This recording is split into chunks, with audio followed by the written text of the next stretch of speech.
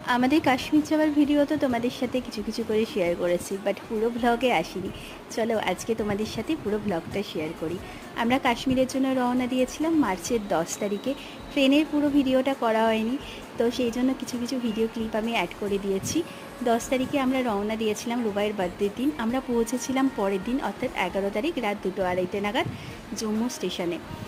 যেহেতু অনেকটা রাত হয়ে গেছিলো, তারপর হোটেল খুঁজে রেস্ট নিয়ে আর হোম ট্যুরটা করা হয়নি। আমরা সত্যম লজে উঠেছিলাম।